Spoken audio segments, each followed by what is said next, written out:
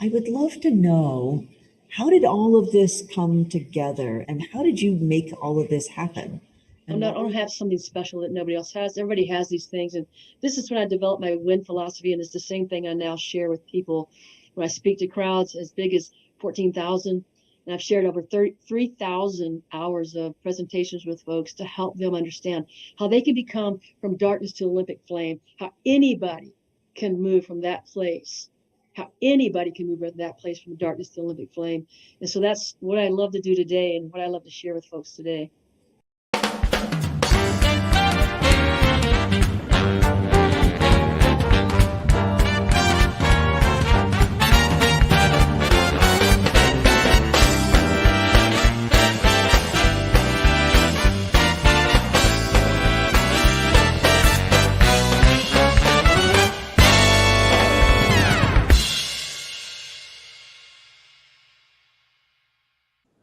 Hi, and welcome to Inspiring Victory. I'm so glad that you are here, and it's really exciting today because we have a two-time Olympian who's also been an international bestseller on Amazon 3 times.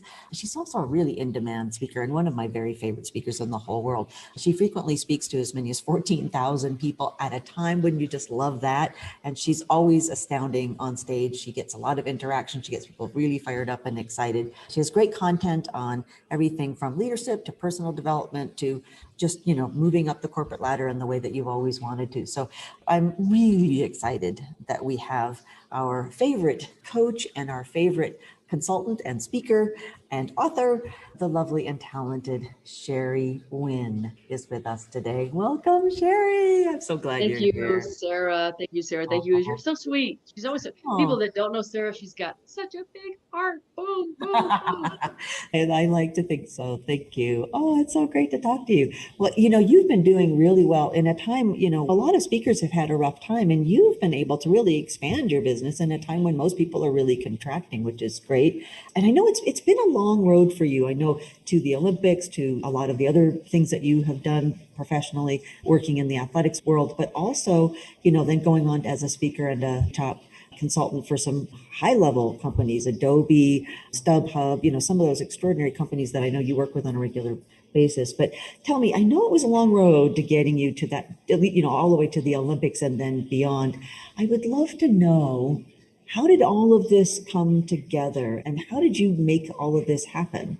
And what were the difficulties along the way? Because I know it was Well, not easy.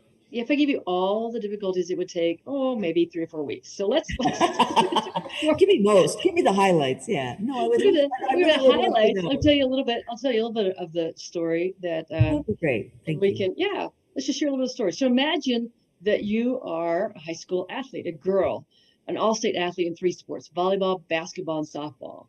You are a straight A student. You're such a nice girl that Santa gives you extra presents every year because you're so nice and never naughty. You're the all-American girl, the super girl on the basketball court. You're everything. You're everything that a parent would want in a child. Absolutely. You have everything, or so it seems: smarts, charms, looks. You have to beat off potential suitors with a stick. I like it. You have everything, or so it seems from the outside looking in. But you really never know anybody else's story. You just think that you do. This story begins with the girl's dad and mother. In fact, this story begins like all people's dads and mothers, because that's where you always begin. You begin at conception, where her dad was a superintendent of schools, her mom was a softball coach, basketball coach, and a teacher. And she can remember the very young age of 7, right? Walking in, listening to this noise going on in the living room, running, not just walking, running into the living room.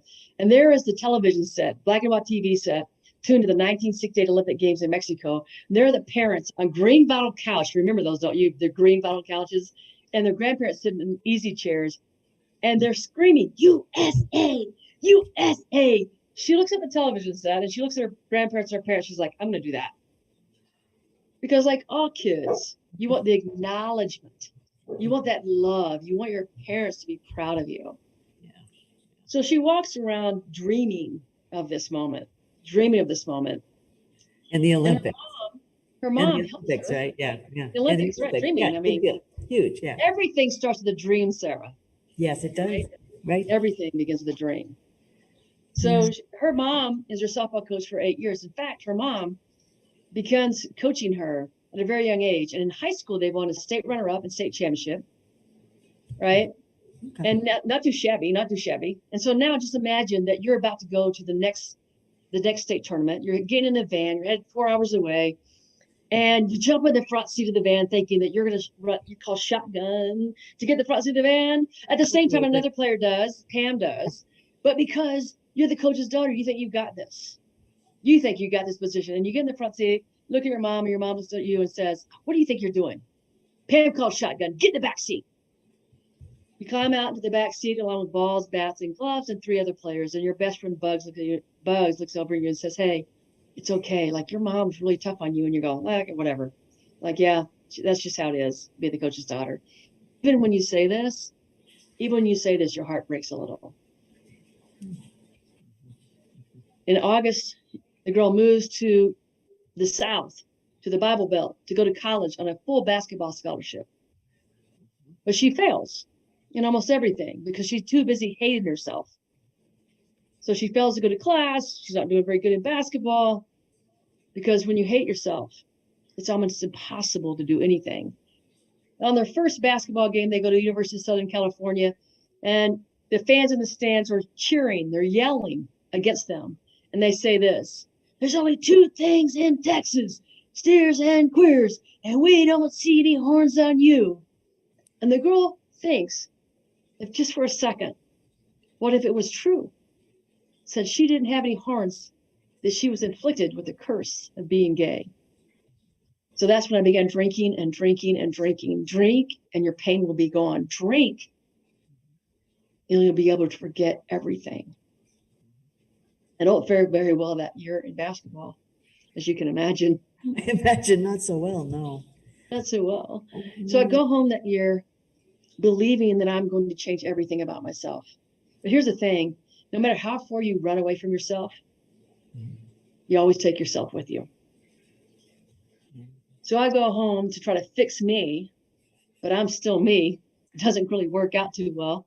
But I go back to the gym and I work and I work and I work and I run every single day. I run 3 miles. I go lift weights and I get in the gym and shoot 600 shots every day because I'm going to kick ass and take names. There ain't nobody going to stop me. And I move in with my father. So he said to me, you move back in here and you see a psychiatrist and you get healthy or you're not in this family. And I looked at him and I said, Dad, guess what? I'll always be in this family because I've got your DNA. So I go inside, pack my stuff, and walk out the door. We don't see or talk to each other for years. In fact, he never, ever watched a single basketball game that I played in college. No. Somehow I get back to college that year and I stuff all my emotions and I'm able to average 17 points a game. I'm a starter. I'm the star. And even though I'm the best, there's one thing that I didn't work over on this summer, and that was liking me. I never worked on that. I worked on all the skills on the court, but I never worked on liking me. And here's the thing about if you don't like yourself, nobody else will like you either. It's very true. So imagine sitting on a bus and having your teammates sit through to a seat because nobody wants to sit next to you.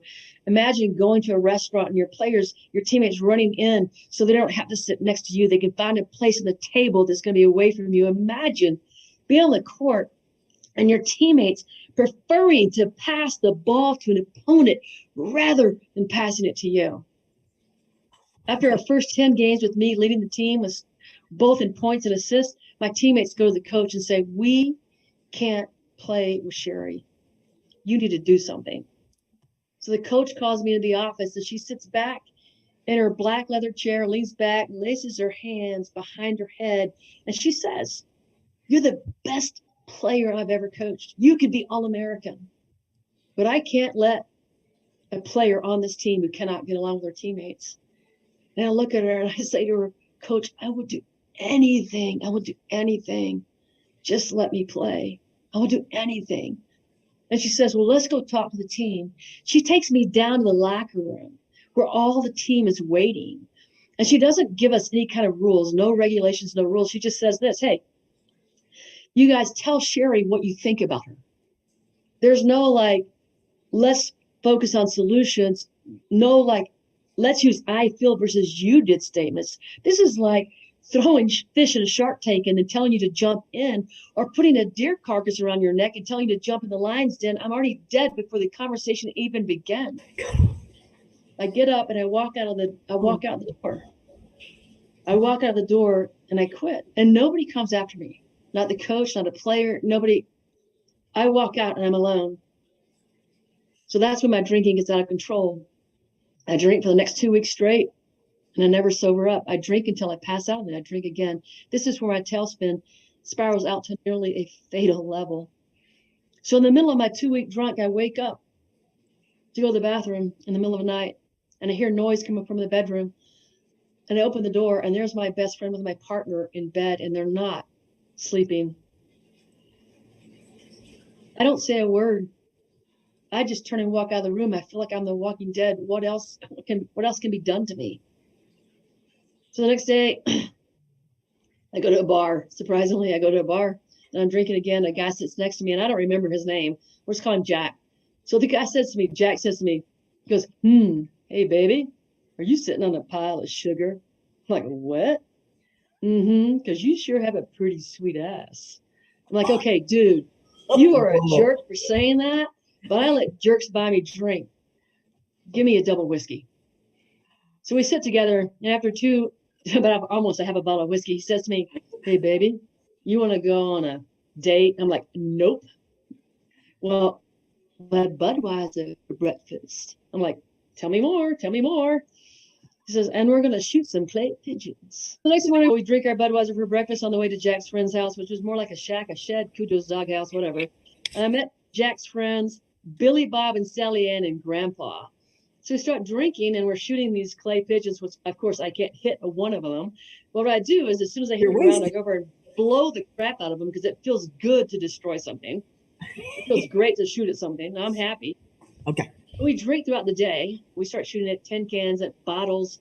Later during the day, we decide to go out on the back porch, their patch of dirt with lawn chairs.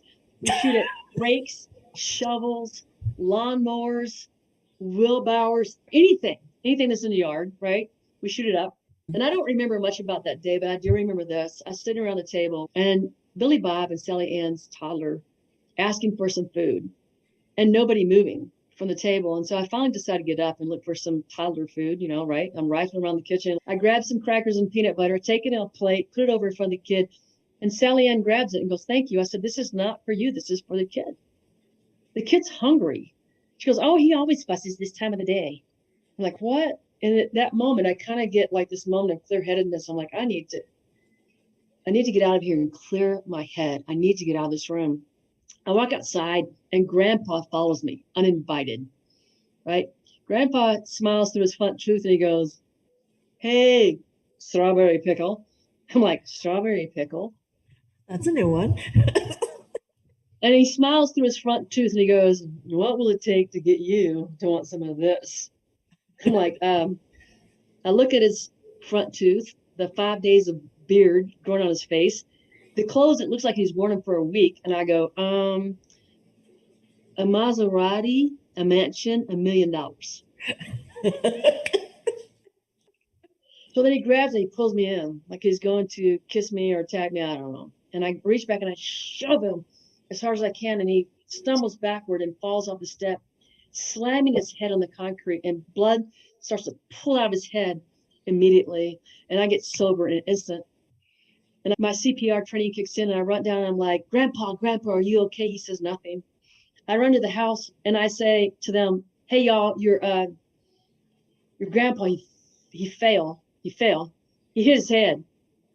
And they go, oh, that's great. We're going to have some silence around here. Finally, I grab Jack and I'm like, let's Jack. And I pull him outside and he sees Grandpa laying there. He finally gets Billy Bob. They pick up Grandpa. They throw him on a couch. No doctor, no ER, no hospital. They just throw him on the couch. And you're probably wondering right now what happened to Grandpa, what happened to the toddler, what happened, how did Jack and I get home? And I wish that I could tell you, but I had absolutely no idea because I blacked out. And I figured, what do I have to live for? What is there left to live for? My friends have abandoned me. My teammates have abandoned me. My father has betrayed me and abandoned me. What is there to live for? And yet somewhere in the corner of my mind, I still had that belief system that I could be an Olympian. I still believed in that moment somehow that I could play in front of sold out crowds, that I could wear the USA on my chest. I could wear that red, white. I still believed in that. And so I wondered, as I sat there, keep doing what I'm doing and feeling what I'm feeling and be miserable or change. And I sat there for an hour, closing my eyes and then opening them. And finally, I kicked out the beer bottles and cans that were in my way and the carcasses of pizza boxes. And I found my running shorts and my jersey, my top, my shoes, laced up my shoes, and went for a run. And I made a decision that moment. I made a decision to change, and I was never going to look back. I stopped drinking, and I started reading self-development books. I started searching out people who were positive and mentors. And I developed what's called the Winn philosophy. And I was able to that day transform.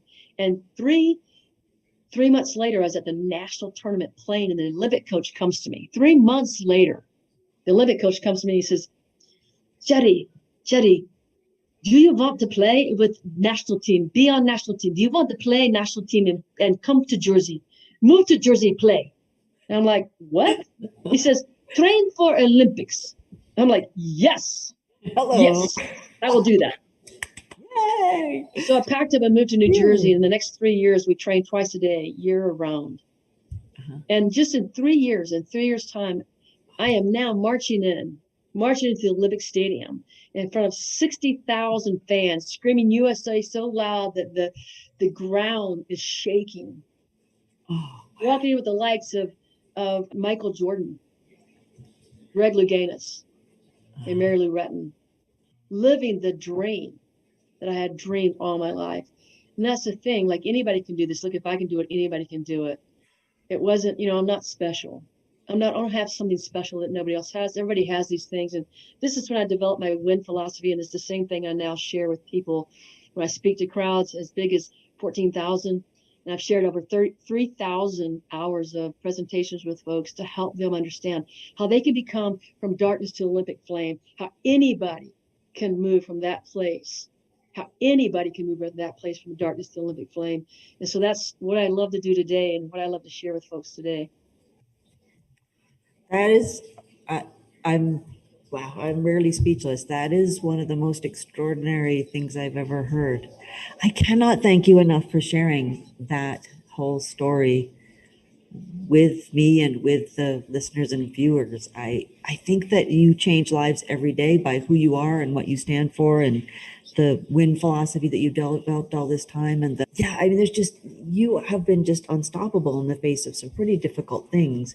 And I love that you make other people winners. You make other people, your last name, but you do, you make others. You seem to be able to bring out a winner in absolutely anybody. The lowliest assistant can rise to a leadership level because of what you do with them, or the highest level CEO can find something in themselves they didn't know to be able to bring their company to a level they didn't know they had access to. And I think that we bring honor and dignity to our suffering when we use it to help other people. And I think that you have brought honor to your past self. You have become somebody extraordinary, and you bring out extraordinary things in other people. And I am beyond grateful to know you and to have you here. Thank you. Yeah, and it's true. I think that everybody has a story, and it goes back to, you're going to let it make you bitter or better. It comes back to, how are you going to create a philosophy in your life so that when challenges hit you again, because that's not the end of all my stories, right?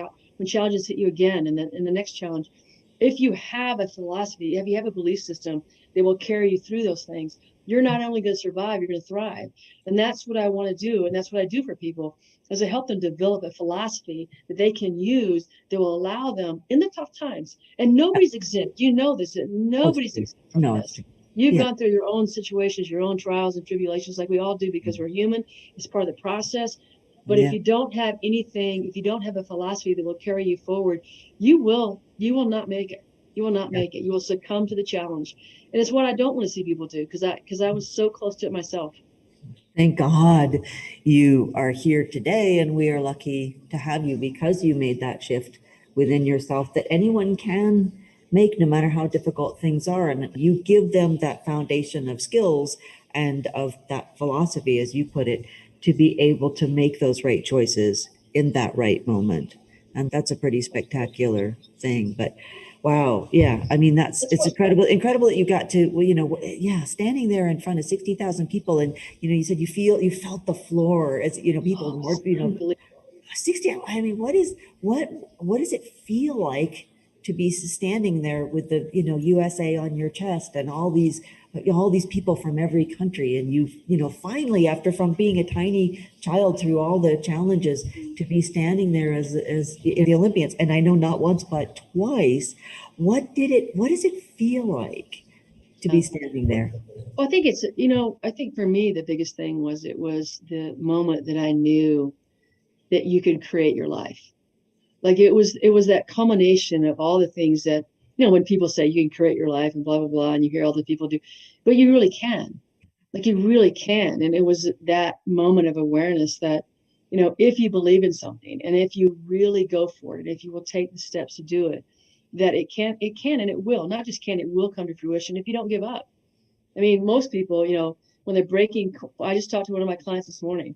I mean, she was going through a really tough time, and she was at a breaking point. I said, right then is a moment when the breakthrough is coming, always.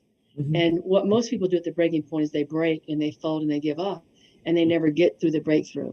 They never get to that moment. They never see that moment. They never live that moment. So here's your moment. What are you going to do with it? Like, here's your moment, and you get to decide. Are you gonna wait for the breakthrough? Or are you gonna enter the breakthrough? Or are you gonna break? And luckily she said, I'm going to go through the breakthrough. And so she had a situation where things had failed at the bank, and the server had shut down, and they had lost all kinds of information, and she's crying. And I was like, this is your breakthrough moment. This is your moment to empower the people around you. And she did. She wrote me a text later. She goes, everything's great. I can't believe how it worked out. And you were right. Da, da, da, da. We, the team came together, and they were all solution oriented, and they were empowered, and, we made it work. And everything. I was like, yes, this is what happens in those moments, for Mhm. sure. Wow, that is pretty stunning right there.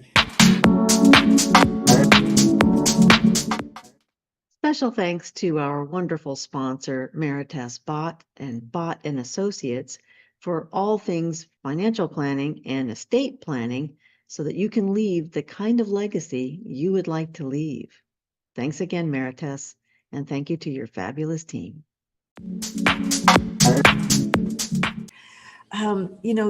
Since the Olympics, and you've had an incredible career since then, and I know you went on and were a champion, winning basketball coach over and over and over again, and then became basketball coach of the year, and then of course in your now corporate life of speaking and consulting.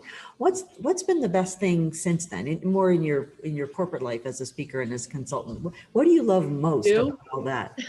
What you just say? You Sarah say Victory, you. Oh man, I paid you so much money to say that. Thank you. Well, I'll send you a check. in all truth, I mean, The you've credit helped me card? in many, many ways. I mean, folks, Aw. I'm not doing this just because we're sitting here on this podcast and I'm her guest, but Sarah is really a person that cares deeply, and a person that can show you the way to get what you want. Because even though I was a speaker and I knew some tricks to speaking, I mean, she actually helped me, develop that even greater. But she showed me too during the pandemic how to turn the business and pivot into more coaching, and got so many more clients. I mean, I think before I was like, she's like, what are you charging? And I'm like, oh, I mean, I'll give them like 18 hours for 30 cents or something. I don't know. It's ridiculous. I believe that was the And number. Yes, I was horrified, and I think that's about how I felt. Yes, that sounds accurate, Sherry. Yes, I think my jaw was on the table. Like, what? I'm gonna die. so, you've really helped me in so many ways learn how to be a better speaker, a better coach, and to build my business in ways that I didn't think that I could do before, coaching with you. So I do want to tell people that You know, if you're looking for somebody who's really, and not just a coach, I mean, you're a friend, you're somebody who I feel like I can go to with my deepest concerns, and that you'll be my champion. So I do appreciate that.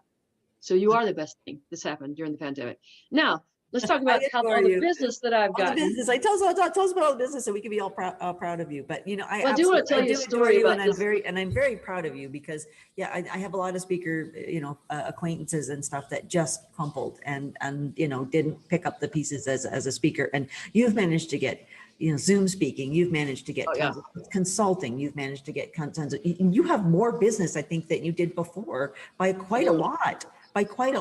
So I think what's nice though is that you now have a more well-rounded, robust business than you did before, because you are able to not just only, you know, get paid when you're on a plane and speaking to a whole bunch of people, but also you're picking up lots of coaching and consulting, and you're very good in that, you know, short form of being there for an hour. But you also have, you know, most people, if you're good in an hour, you can stretch that out and help somebody over a period of months.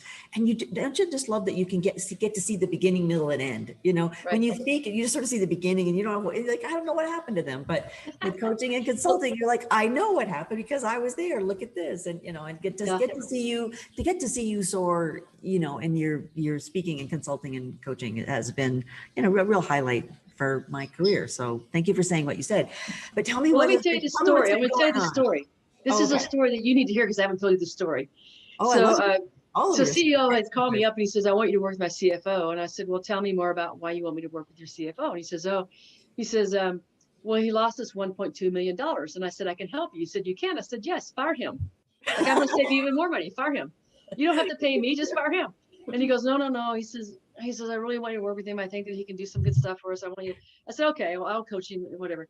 So we go about 8 weeks where I'm coaching every single week. And so the CEO calls me back and says, I want to talk to you about him. I said, okay. I'm like, oh my gosh, what do you do now? Did he lose another?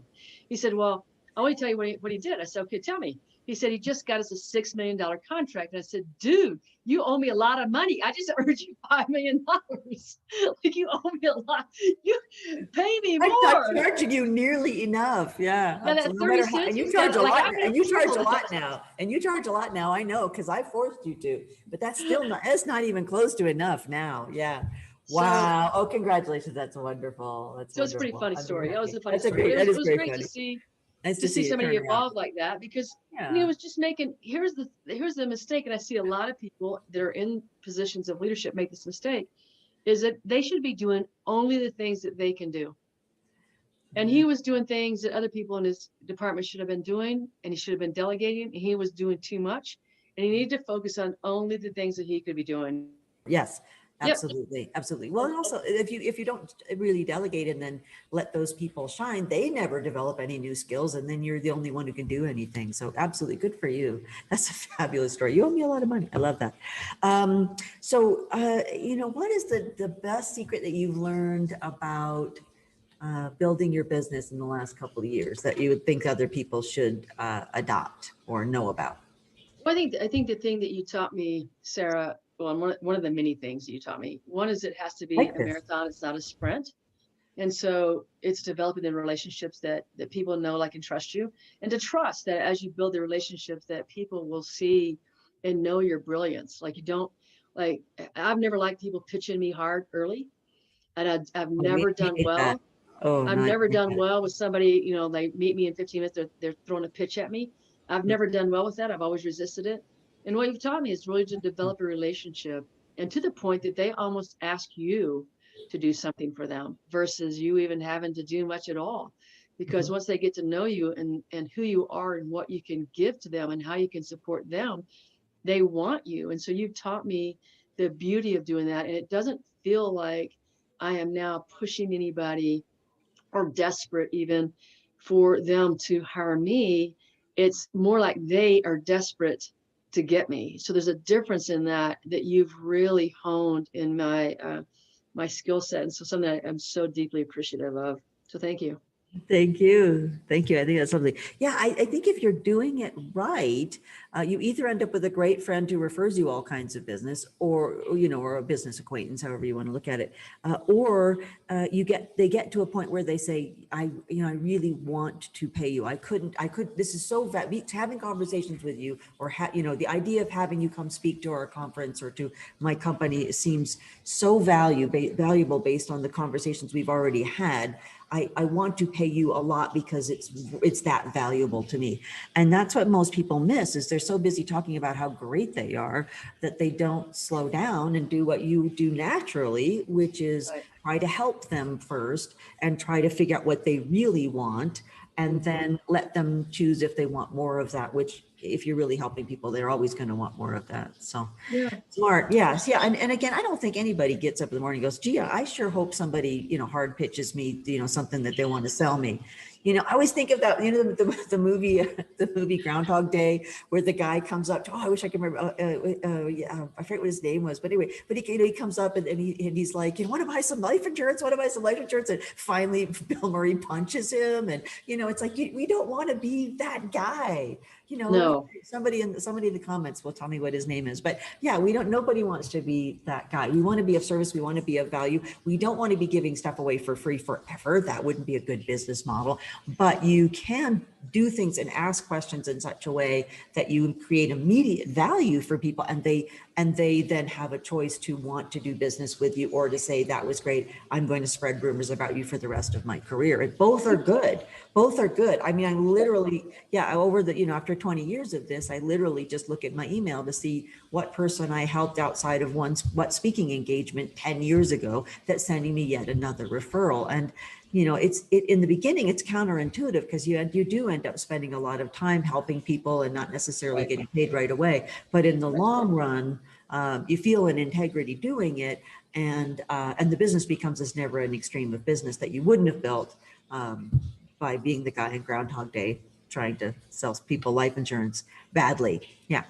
Right. Well, yeah, that's what you teach, though. You really teach integrity and values, and you hold to those integrity and values yourself.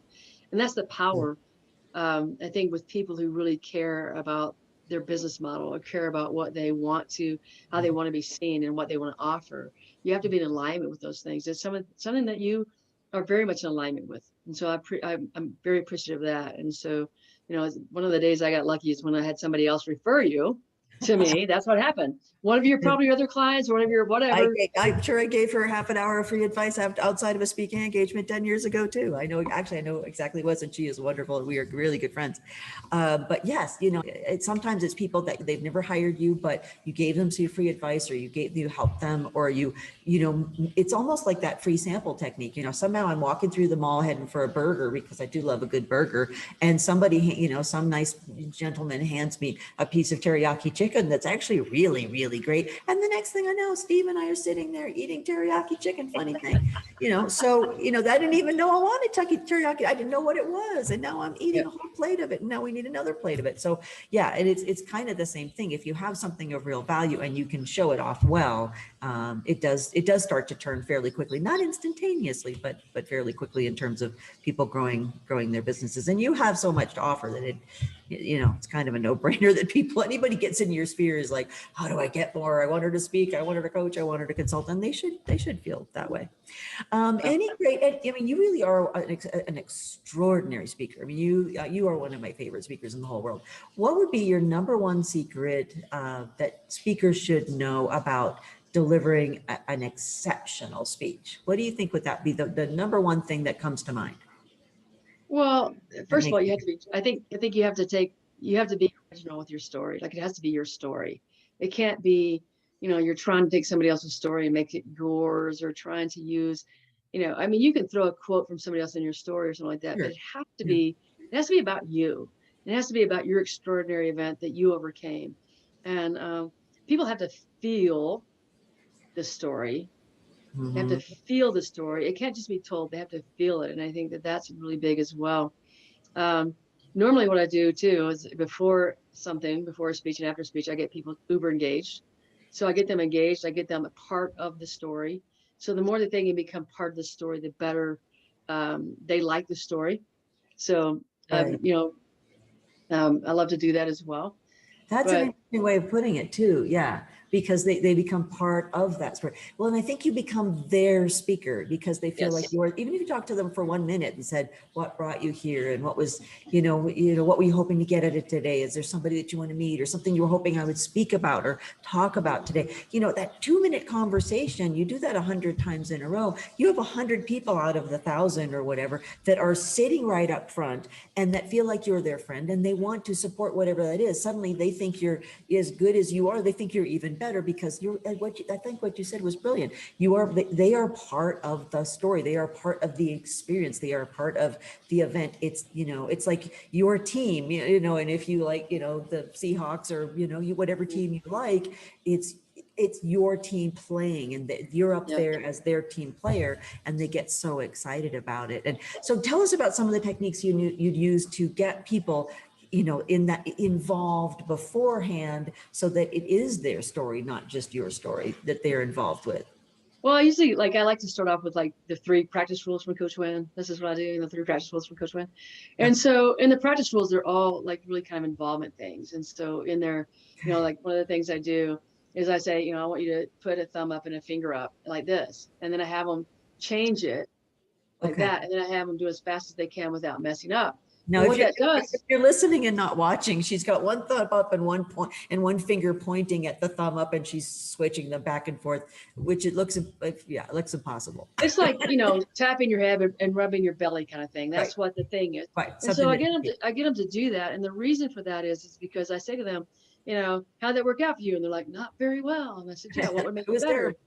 Yeah. And they go, practice. I said, exactly. So here's the deal. Like, you're gonna learn some tips and tools and techniques from me today, but I can guarantee you this: if you don't use them, they won't work. So so I get them to do something small. You got them physically. So you got a little bit of buy-in. You got them physically involved. You got them connecting with you. And then there's a little bit of teaching them something to really think about. As their coach, as their speaker. And I love that anything that's physically involving, I think, is super, super helpful. And there's a million ways to do that. Yeah. A million ways to do that. Yeah. Don't be stealing Sherry's way. Make your own way. But yes. Well, also say, finish this quote for me. So you start a quote and you'll finish this quote for me, and then they'll all finish the quote for you. That's a great technique to get them involved. You say, look at the person next to you and say this, and so you have them repeat, say the person next to you. Look at the person behind you and say this. I mean, little things like that. It's amazing. Just by having them say something that keeps them involved in the conversation. And I also have little things, activities that I do that last probably, 1 to 3 minutes, never longer. And then never, ever, ever role play. Never. People hate role playing. Like, they don't like that role playing. They don't like it. I don't think in a keynote that would make a lot of sense anyway. But if you had like 3 days with this very small group that all knew each other, then it works well. But you never call it role playing because they hate that. You have to find some creative way of getting them to, hey, play along with me. But but in a keynote, no, it's kind of death. Yeah, you don't want to do that. Yeah, good point. So little things like that just get them involved. Anytime that you can get them involved. And then the other thing, that you said. Is you have to, when you're speaking, you have to use the word you. Imagine yourself, get the word you and imagine you so that they're in the story with you. Well, and I love that. I mean, imagine is one of the most powerful words on earth because we have such great imaginations. But I do love the way that, because the story that you just told, which I hadn't heard in a while, and I'd forgotten some of the pieces, and I was amazed at all the things that have happened to you and how you overcame so much. But it's interesting that that whole technique of talking about the girl until we figure it's you, we're fairly certain, but we're not absolutely certain, and then it depersonalizes it enough so because it is such a shocking story, that when you then turn to it's a big shock, but in a good way that we can tolerate and we can handle. And I thought that, like you said, that imagine you're this person and you're the girl and all that. We really are taken along in the story as though it's actually happening to us. So that is very well done when you do it on stage. Okay, so that's what you did. I did that. Oh, okay. Whoops. All right. Oh yeah, I like that part. I like that part. Oh, I did that. That was because that's why I like it so much. It was I great. forgot how smart I am. Darn it. All right. I thought you came Well, up with yes, but you are, okay. and you are. So That was yes, you. that was a technique Really that Oh, you know, okay. when we were working the story together. So let's make sure that I we obviously understand. forgot a lot of I forgot a lot of pieces, didn't I? We were working Thank this you. story together. Yes, we did. We did. So that's one of the things that you thought would be a great addition to the story, which I agree with totally. I think yeah, I mean, you use it very well and you apply it very well, which is the important part. But yeah, I mean, you're an absolute star and people love watching you. And I think that's such a vulnerable, powerful story to tell. And most people just wouldn't have the courage to tell all of that. And I, you know, like you said, it's those personal stories. They don't have to be huge, like I walked through the desert on hands and knees with scorpions crawling up my legs or anything, but you have to have a few stories that are personal to you. They can be a work story, a work example. It can be, you know, traveling around the world with your family. I mean, it could be any number of things, but you have to at some point let them into who you are and share a little something about you, or it becomes just another lecture that anybody could give. And that, you know, you are the difference. The trick though is finding out which stories are really going to draw people in. And you have so many because you coach, you know, teams to basketball teams to championships over and over and over again, you know, so you've got all these, you have very funny stories about coaching people, which I think there's a couple that I think are just hilarious. Do you mind telling that one story about how you were coaching? It's going to take about 7 minutes. Is that okay? I got 7 minutes if you do. Okay, here we go. You know everybody wants to hear it now because we made such a mess of this. You go. So imagine that you just driven 890 miles for the first ever national championship for your team. And this is the final championship game. You're sitting in the stands. You're chewing your fingernails down to the quick. You've screamed so loud and so hard that your voice is going raw. And finally, with 2 minutes left to go in the game, your team, the Skylights, are up by 6 points, and you breathe a sigh of relief. And then your coach, that's me, your coach decides to take out the best point guard on the team, 6'1" Sharna. And while Sharna happens to be the best point guard on the team, the best passer, the best ball handler, she also happens to be the worst free throw shooter on the team. Now, folks, if you don't know what a good free throw shooter is, let me tell you. So a great free throw shooter, I mean, an excellent free throw shooter shoots 90%, and the 90%, a great one, 80, 90%, those are the greats. If you're good, you're going to shoot in 70%. If you're below 60%, you're not supposed to be in the game at the end of the game. Sharna shot 50% from the free throw line. So she's one of those no, yes shooters. I don't know if you guys know what that means, but this is what it is. So if you've ever played on a game, on a team, and you're on the court and you're shooting the ball and your coach is screaming from the sideline, no, no, no. And the ball goes in, the coach is like, yes. That's a no, yes shooter. So Sharna's a no, yes shooter. Every time she shoots the ball, everybody's like, no, no, no. And occasionally it'd go in and be like, yes, yay, good for you. Sharna comes out of the game and she looks at me and she goes, Coach, I promise you, I will make those free throws. I'm like, Sharna, just sit down. Sit down. I look back out on the team, and the other team immediately starts pressing us. We get the ball in bounds, and my point guard I just put in the game, she dribbles the ball off her foot, and it goes out of bounds. The Wolves, the other team, the Wolves get the ball, they take it in bounds, they go down, and they score a jump shot. We're up by 4 points. They go back into a full court press, and we can't get the ball in. I'm like, timeout, 30, timeout. The team comes over. I'm like, you have this game. You will win this game because you are the best team here. We're going to run one to get the ball in bounds. We're going to run victory to get to score down the court. We're going to win this game. Everybody right here. 1, 2, 3, win. Sharna comes over. She goes, Coach, I'll make those free throws. I'm like, Sharna, sit down. Ooh. We get the ball in bounds. We run one to get the ball in bounds. We get the ball in bounds safely. We go across the half court. We go into what we call our victory. We're starting to run the play. We throw the ball directly into the hands of the Wolves. They go down and make a layup. Folks, we're up by 2 points. I'm like, timeout. Boom. I look down and I'm like, Sharna, let's go. All 3 of my assistant coaches, all 3 of them stand up at the same time. They're like, you're not going to put Sharna in, are you? I'm like, come on, Sharna, let's go. Coach, you know the last time that Sharna made a free throw, it was snowing in Jamaica. Whatever you do, we don't want Sharna to get fouled, right? Yes, great. So who do we pass the ball and bounce to? Sharna. Sharna. Who do they foul? Sharna, no. So here it is. There's 20 seconds left to go in the game. We're up by 2 points with our worst free throw shooter going to the line. And I'm like, oh my gosh. She walks by me and she looks at me. She goes, coach, pie and cake. I'm like, what? She goes, piece of pie, easy as cake. I'm like, you have got to be kidding me. I put my hands down to my head and I'm like, I'm about to become known as the worst coach in history. Until I do what you do when you really want something badly enough. Yeah. I start bargaining with God. I will give you my house. I will give you my car. I will give you the championship trophy. And I look up and the official is handing the ball to Sharna. And she looks at me and she goes, Coach, pie and cake. I'm like, Sharna, focus. Focus, Charlotte, focus. Sharna, please focus. She shoots the ball. Like her really shoots the ball. It goes up and it goes through. Folks, we're now up by 3 points. All we have to do is hold the other point. We're up by 3, hold them to a 2-point shot. We win the national championship. That's all we've got to do. Oh. The official gives the ball back to Sharna for a second free throw. She looks at me and she goes, Coach, I told you I was going to make those free throws. I'm like, Sharna, concentrate. Zip it. Oh my she God. shoots the second free throw and she makes it. No. Right?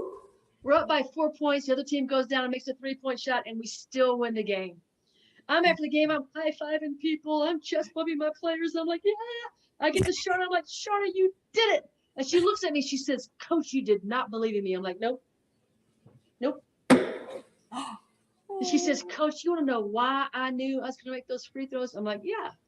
She said, well, you know how I only make half of all the free throws I shoot? I'm like, yes. Yes, we are all very aware. Uh-huh.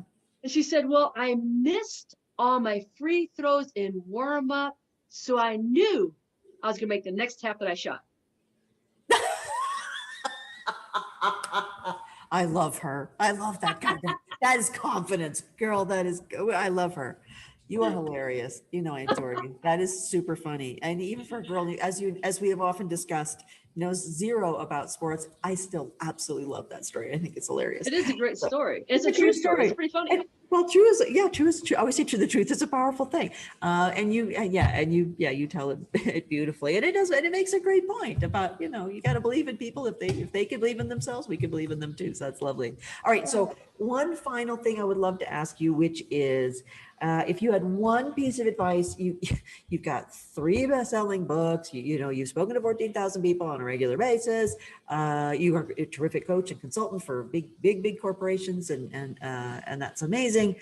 So what would your best advice be for an up-and-coming speaker, coach, consultant, or author, and a CEO? You're a CEO of a wonderful company that you run. What would be the best advice that you would have for somebody who's maybe just getting started or on their way up? What would you tell them to do? Get a good coach. Get a good coach. Sarah Victory is a great coach. Oh, there's lots of great coach. Well, it will cut your time in half. It will cut your, it will probably cut your losses in half, because we're all going to lose money. I mean, I don't care. I was just telling a client today, I said, look, she's all over the place. She doesn't know what she wants to do. And I said, look, here's the deal. Don't believe the people who tell you, oh, just last week I figured this out, and just in one day I made, $100,000. And because nobody does that. Right. But what you can do is you can cut your losses in trying to figure out what's going on.